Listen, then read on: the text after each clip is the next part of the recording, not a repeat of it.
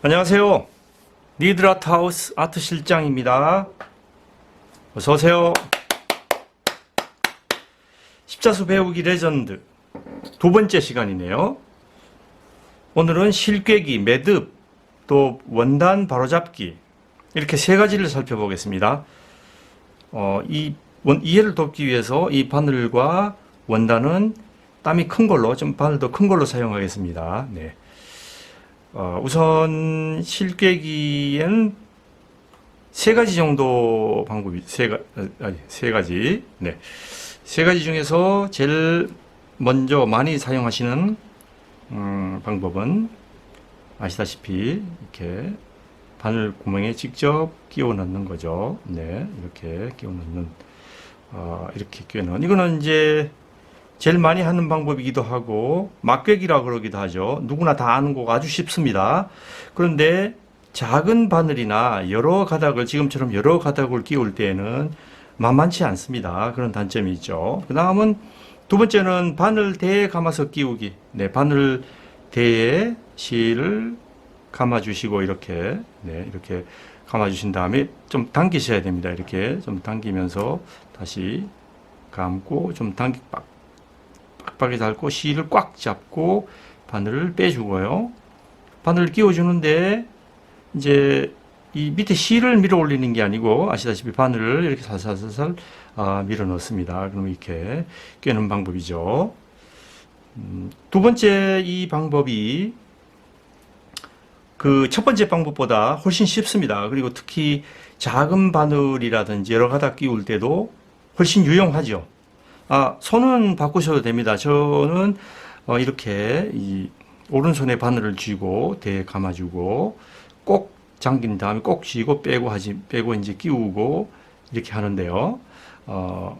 이제 이렇게 하지 않고 바늘을 왼손에 쥐고 하셔도 되고 자기 나름대로 편한 방법을 찾으시면 됩니다. 네네. 다음 세 번째 방법, 그것은 이제 손으로 하지 않고 도구를 이용하는 거죠. 도구를 존 제임스 바늘에서 나오는 도구를 이제 대표적인 거 두 개, 대표적으로 두 분 모시겠습니다. 네, 두 분. 이렇게 바늘깨기라는 게 있죠. 그러면은 그 어떻게 하는지 아시죠? 네, 이거는 이렇게 바늘을 이 사이로 넓으니까 끼우시고요. 끼우시고 이 바늘에다가 구멍에다가 이렇게 끼우면 아닙니다. 네, 이렇게 하면 안 됩니다. 안 된다는 걸 보여드리는 거죠. 네, 이렇게 하는 게 아니고요. 아시다시피 이 바늘깨기의 철사를 먼저 이 바늘 구멍에 넣어야 됩니다. 네, 바늘 구멍에 먼저 넣으시고 그 다음에 실을 이렇게 끼워준 다음에 이거 쭉 빼면 되죠. 쭉 빼면 그 다 된 겁니다. 네. 쭉 빼면 이렇게 다 끼워지죠.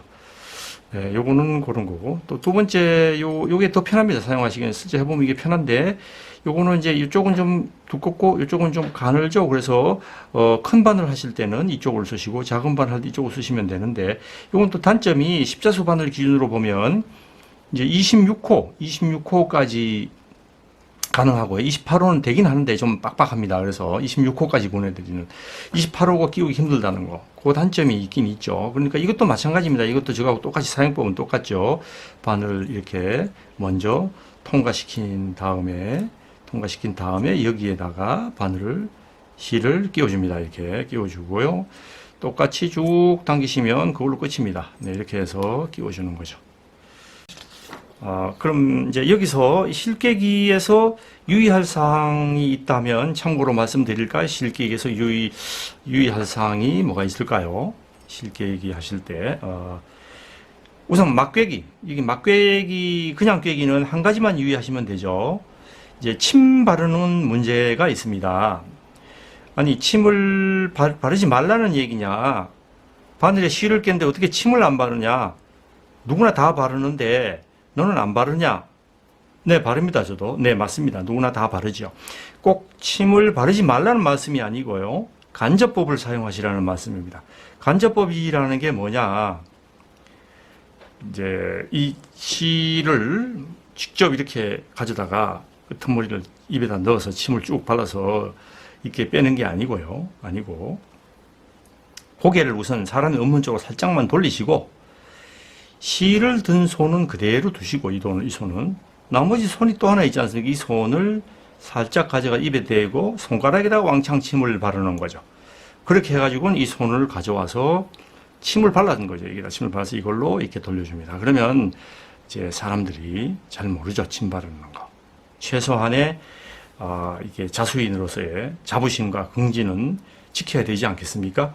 그다음 바늘 대에 이제 끼워서 하는 경우에 주의할 게 뭐 있을까요? 별로 없지만 그래도 의외로 이게 보시면 실수하시는 분들이 있죠. 이렇게 바늘대에 감았습니다. 감아서 이제 꼭 쥐고 이게 빼는데 꼭 쥐어야 되거든요. 이게 그래야 이게 나중에 바늘 끼워지니까 좀 당기면서 꼭 쥐어주는데 이걸 이게 바늘 귀를 이렇게 당기면 이게 바늘귀가 크니까 꼭 쥐고 있으니까 안 빠지죠. 그래도 막 당깁니다. 이게 그렇게 하지 말고 당연히 이쪽으로 이렇게 쭉 빼야 되겠죠. 그래서 이제 쭉 끼워주시면 됩니다. 네, 이렇게 한다는 거. 이게 이제 실깨기는 여기까지 말씀드리겠습니다. 그리고 참고로 하나 더 말씀드린다면 도안에 보시면 술을 한 가닥으로 한다, 두 가닥으로 한다, 뭐 몇 가닥으로 넣는다 이렇게 지정되어 있죠. 그러면 이걸 오해하시는 분이 있어요. 무슨 얘기인가 하면 한 가닥으로 한다 그러면은 한 가닥으로 술을 넣는 건데 이제 이렇게 한 가닥으로 바늘에 끼워서 이게 이제 한 가닥으로 끼워서 겹쳐서 그냥 합니다. 그럼 두 가닥이 되겠죠. 그런 뜻이 아닙니다. 아시다시피 두 가닥으로 한다 그러면 두 가닥을 이렇게 끼워서 겹쳐서 또 수놓습니다. 그러면 네 가닥이 되는 거죠. 그래서 두 가닥 네 가닥이 되는데 그런 뜻이 아니라 결과로서 나타나는 거기 때문에 이렇게 하시는 분이 꼭 있어요. 그래서 처음 하시는 분은 그 부분도 저렇구나 하는 걸 알고 있으면 좋겠다 싶어서 이렇게 말씀드립니다. 의외로 그런 분이 있으니까요. 다음은 매듭에 대한 문제인데요. 매듭에 대해서 알아보죠. 매듭은 짓는 게 좋을까요? 짓지 않는 게 좋을까요? 네, 아시다시피 매듭은 짓지 않는 것이 원칙이죠. 매듭을 지으면 안 된다는 의미는 아니고 원칙이라는 거죠. 그냥 매듭 자체가 씨앗처럼 이렇게 부피를 동반하기도 하고 불편할 수 있죠. 그러니까 매듭을 짓지 않아도 되는데 굳이 매듭을 지어야 되느냐 그럴 필요가 없다 그런 의미로 해석하시면 되겠습니다. 매듭을 짓지 않으면 어떻게 하느냐 정석이 있죠. 원칙. 그 원칙은 우선 뒷담에 끼우고 시작하는 겁니다. 그 뒷담에다가 한 서너 땀 정도 걸어주시면 되고요. 두 땀 정도만 걸어주고 시작해도 됩니다. 자, 이렇게 이게 수농 뒷부분을 보시면 뒷담이 있지 않습니까? 그 뒷담을 두 땀, 뭐 하나면 세 땀 이렇게 정도 걸어서 끼워주시고 쭉 당기고 이제 조금 남기신 다음에 그 다음에 내가 수놓을 위치로 나와서 앞에서 이렇게 해서 이제 시작하시면 되죠. 여기서 이제 수놓기 시작하시면 됩니다. 이렇게. 네. 자, 이렇게 하시면 뒷담을 걸 때 이렇게 한 번만 걸어주면 되냐? 네, 한 번만 걸어주면 충분합니다. 절대 빠지지 않습니다. 그래도 마음이 불안해 나는 그러면 두 번 걸 거야 하면 두 번 걸어주셔도 되죠. 그렇게 해도 다른 문제가 생기지는 않습니다. 네. 그런데 처음 이제 시작하실 때 이제 뒷담이 없는 경우가 있죠. 뒷담이 처음 시작하려고 봤는데 원단이 이게 아무것도 없어요. 이게 이제 뒷담이 없다 이거 술을 안 놨기 때문에. 그럼 어떻게 하실까요? 그러면 진행 방향으로 실을 놓고 이제 잔실을 남겨두고 술을 놓으면서 찝어주는 거죠. 네, 이것은 이제 파킹법으로 수놓을 때 하고 같은 방법입니다. 만약에 이쯤 여기 수놓을 위치라고 하면 한 파킹법은 좀 멀리서 오겠지만 지금 이제 처음 시작할 때는 그렇지 않으면 한 7, 8땀 뭐 대여섯 땀 이 정도 해서 여기로 앞으로 진행 방향 쪽으로 쭉 들어가서요. 이 매듭을 짓는 게 좋습니다. 이건 이제 어차피 매듭은 나중에 끊어버릴 거니까요. 쭉 하셔서 그 다음에 이제 요 위치 수노 쭉 당겨도 이제 매듭이 걸려 있으니까요. 이렇게 뒤를 보시면 일자로 쭉 되어 있습니다. 이것을 이제 술을 놓아가면서 이제 자연스럽게 찝어주는 거죠. 그럼 한번 해볼까요? 이제 여기 들어가서 그 다음에 이제 쭉 뺀 다음에 이제 나오실 때 뒤치를 찝어주고 처음이니까 해서 이렇게 밀어서 이쪽으로 해서 이렇게 쭉 나오시는 거죠. 그러면 자연스럽게 찝어지죠? 두 번째 땀도 마찬가지입니다. 마찬가지로 들어가셔서 역시 이제 또 통과하면서 찝어주고. 자, 이렇게 해서 한 세 땀 정도, 만약에 지금 이게 같은 색으로 기호가 세 개야, 세 땀을 놓을 거야. 그러면 세 땀째 이렇게 놓으시면은 이걸로 충분합니다. 근데 이제 만약에 요 옆에는 또 이제 이게 이 실이 아니고 빨간색 실이야. 그럼 빨간색 실로 이렇게 놓으면서 이렇게 똑같은 방법으로 또 찝어주면 이건 더 강력하게 찝어지겠죠. 그렇게 이제 다 끝났어. 그러면 다 됐다. 그러면 이제 여기 잔실을 여기 조금만 남기시고 끊어버리세요. 끊어버리고 이걸 빼버리는 거죠. 자, 이렇게 하면 이제 자연스럽게 이렇게 찝히게 됩니다. 그래서 이렇게 되면, 문제 없이 이제 시작할 수 있는 거죠. 다음에 이제 고리로 만들어서 그려줄 수도 있는데요. 고리로 만들어 주려면 이렇게 고리가 만들어지려면 이게 뒤가 붙어야 되니까 이거를 바늘을 이것만 끼우는 게 아니라 이렇게 한꺼번에 모아서 끼우셔야 되겠죠. 한꺼번에 모아서 바늘을 끼우셔야 됩니다. 네. 자, 한꺼번에 이렇게 모아서요. 끼우시고요. 끼우시면 어떤 결과가 오느냐 하면 뒤에 고리가 생기죠. 그런데 요거를 그러니까 이제 쭉 겹치시는 게 아니고 한쪽은 짧게, 한쪽은 길게 이런 결과가 옵니다. 그래서 술을 놓게 되면 놓는다. 그럼 술을 이제 시작하는 거죠. 이렇게 시작하고 이쪽으로 이제 뒤에서 시작해 볼까요? 뒤에서 나와 가지고 이제 첫 땀을 뜨면서 뒤로 들어가고 그 다음에 뒤에 고리가 생기니까 고리에 걸고 걸어주면 됩니다. 네, 이렇게 해서 다음 땀을 진행하시면 되죠. 네, 이렇게 뒤에 고리 주는 방법이 또 있습니다. 네. 근데 이 방법은 이제 조금 전에 보신 것처럼 한쪽이 짧고 한쪽은 길어야 되기 때문에 이걸 이렇게 잘못하면 쑥 빠지죠. 이게 바늘이 빠집니다. 그래서 이렇게 하는 걸 싫어하는 분들도 많아요. 그냥 두 개를 쭉 겹쳐서 하는 게 좋다 하는 분은 이 고리를 만드는 방법으로는 하지 못합니다. 그죠? 그런 단점이 있습니다. 그 다음 이제 실에 알맞은 길이가 얼마냐. 이것은 일반적으로 실에 알맞은 길이는 40에서 50cm 정도라고 이제 보통 그렇게 이야기합니다. 참고로 이제 키트 제품은 90cm 정도 실이 잘라져서 걸어져 있죠. 반으로 접어져 있죠. 그러니까 그 실을 빼서 두 겹으로 접어서 겹치면 45cm로 술을 놓는 결과가 되는 거죠. 그대로 빼서 바늘에 걸어주면 45cm가 되니까요. 이제 다만 이게 이제 45cm냐 50cm냐 이런 거는 정답이 있는 건 아니고요. 자신에 알맞게 잘라서 사용하시면 됩니다. 다만 이제 실을 너무 짧게 이제 귀찮으니까 이제 자주 실을 갈아 주셔야 되고 또 마지막에 조금 남으면 그 실은 못 쓰고 또 버려야 되죠. 그래서 아깝기도 하고요. 또 그렇다고 실을 너무 길게 꿰면 이 원단의 구멍을 통과할 때 실과 원단이 마찰이 심화되고 그 결과 실이 닳습니다. 실도 닳습니다. 닳아가지고 이제 광택이라든지 표면에 색이 조금씩 이상해지는 그런 결과가 오죠. 그리고 너무 길면은 심지어는 뒤로 자빠지는 분도 있습니다. 이게 뇌진탕을 조심해야 돼요. 쭉 빼다가 뒤로 쭉 빼다가 자빠지는 거죠. 네. 실을 뽑으실 때는 꼭 한 가닥씩 뽑아내야 됩니다. 아시다시피 이렇게 6가닥이 있으면 그 중에 한 가닥만 잡고 쭉 빼주시는 거죠.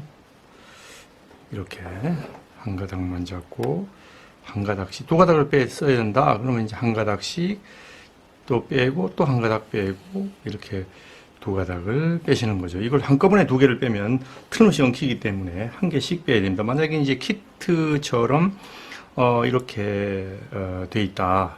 그럼 여기서 빼시려면 역시 여기서 하나 빼가지고 쭉 당기시면 됩니다. 이렇게. 네. 자, 이것이 이제 실을 뽑아내는 방법이고, 실이 또 수놓다 보면 꼬이죠. 실 수놓는데 실이 이렇게 수놓다 보면 꼬입니다. 이렇게. 꼬이게 되면 이제 이걸 풀어가면서 놓는 수밖에 없어요. 그냥 놓게 되면 수결이 상당히 예쁘지 않습니다. 그래서 이제 많이 꼬이면 밑에 이렇게 놓았을 때 두루룩 하면 쭉 풀릴 수도 있죠. 이게 흔들흔들 하면서 풀릴 수도 있는데 이제 이 꼬인 걸 봐서 바늘을 잡으실 때 싹 이렇게 조금씩 돌려주면서 놓는 게 요령이라면 요령입니다. 네. 자, 저 뒤에 계신 분 잠을 깨시고요. 제일 중요한 거 오늘의 원단 바로잡기를 말씀드리겠습니다. 수 놓으실 때 원단을 바로잡고 수 놓아야 된다. 돌려잡지 않는다. 그런 얘기죠. 이렇게 처음에 이렇게 놓고 수를 놓게 되면 이쪽이 이제 위쪽이고 이쪽이 위쪽이고 만약에 이쪽이 아래쪽이다. 그러면 끝까지 그렇게 하셔야 됩니다. 끝까지. 그러니까 이게 한번 이렇게 돌려잡게 되면 그런 부분을 또 돌려잡는 경향이 있죠. 처음에. 그렇게 되면 이게 숫결이 바람개비처럼 뱅뱅 돌고 눈도 따라 뱅뱅 돕니다. 이게 캬바레도 아닌데 말이죠. 막 도는 거죠. 이것은 치명적인 실수가 됩니다. 원단을 돌려잡지 않으시려면은 이제 이 도안도 중요한데요. 도안을 옆에 놓으실 때 이 도안을 말하자면 늘 이렇게 이 위쪽을 위로 향하게 놓고 이렇게 수를 놓는 게 좋습니다. 만약에 내가 좀 쉽게 놓기 위해서 같은 기호가 연속된다 할 때 이렇게 도안을 돌려놓게 되면 자신도 모르게 원단도 이렇게 같이 돌리게 되죠. 원단도. 그래서 바로잡기 위해서는 도안을 돌려놓지 말자. 이렇게 중요한 사항을 말씀드립니다. 이게 굉장히 중요합니다. 그래서 오늘 핵심입니다. 이게 원단을 바로잡고 수놓으세요. 자, 이제 네, 그리고 마지막으로 이제 드릴 말씀이 있는데 이 말씀은 제가 처음 드리는 건데 아무한테도 아직 말씀을 안 드린 건데 이제 바늘을 입에 물지 마세요. 바늘을 입에 물면 특히 이제 실 갈아 끼실 때 이제 실을 빼고 바늘 입에 물죠. 그렇게 되면은 이게 매우 위험합니다. 자기도 모르게 가끔씩 꿀꺽 삼키게 됩니다. 그리고는 내 바늘 못 봤냐고 자꾸 물어보시죠. 그래서 아니 금방 입에 물고 있지 않았냐? 어디 갔지? 뭐 이걸로 끝나는 게 아니죠. 나중에 이제 어떤 문제가 생기느냐 하면 그분이 이제 믿거나 말거나 어떤 분이 배가 아파서 엑스레이를 찍어 보니까 뱃속에 바늘이 20개가 들어있다는 거예요. 20개씩이나. 그래서 의사 선생님 말씀이 다른 방법이 없으니까 날짜를 잡자. 그 말씀했다는 거예요. 배를 째야 되니까 날짜를 잡자. 이건 정말 큰일 아니겠습니까? 그래서 제가 나름대로 고심 끝에 의견을 제시했었죠. 의견을. 무슨 의견을 제시했느냐. 뭐 그리 큰일은 아닌 것 같네요. 배를 째지 않아도 될 것 같습니다. 위 내시경 끝에다가 작고 강력한 자석을 달아가지고 이 뱃속에 집어넣으면 어떨까요? 위에 집어넣으면. 그러면 바늘들이 고구마 줄기처럼 줄줄이 붙어서 자석에 달라붙어서 쭉 딸려 나오지 않을까요? 그런데 괜히 그런 말을 했었나 봐요. 그 후에 그분이 발길을 완전히 끊으셨거든요. 니드라 타우스 아트 실장이었습니다.